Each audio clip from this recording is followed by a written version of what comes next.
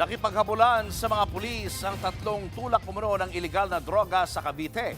Pati ang taong bayan nakihabol din at nahuli nila ang isa sa mga suspect. Ang habulang yan nasa pulsa video sa Frontline Report ni Nina Ongpauco, exclusive.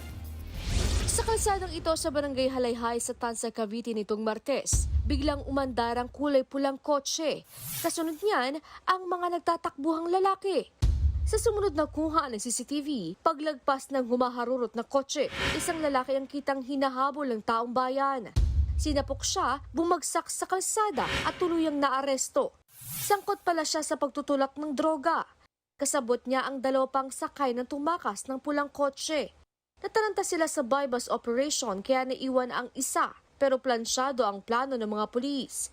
Sa daraanan ng kotse, may nakaabang ng pulis mobile.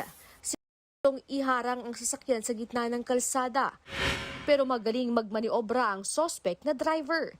Nailusot pa rin nila ang kotse. Mula Tansa, nagpuntang Naik ang dalawang suspect.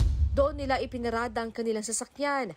Pagbaba ng driver, naroon rin ang mga pulis ni hindi na nga nakalabas ng kotse ang isa sa mga salarin. Habang ang driver nito, na-corner na rin. Nakuha sa kanila ang 4 na sachet ng hinihinalang shabu. Nagkakalagay ito ng higit 108,000 pesos. Base sa investigasyon ng Tansa Cavite Police, dati na nakulong ang mga suspect dahil din sa kasong may kinalaman sa droga. Depensa ng salaring driver, nadami lang daw siya. Sinundo ko po siya, hindi ko alam na mayroon pa siyang transaksyon. Noong comment naman ng dalawang drug suspect, maharap sila sa patong-patong na reklamo. Nagbabalita mula sa Frontline, Nina Ongpauco, News 5. Mga kapatid, Julius Babaw po.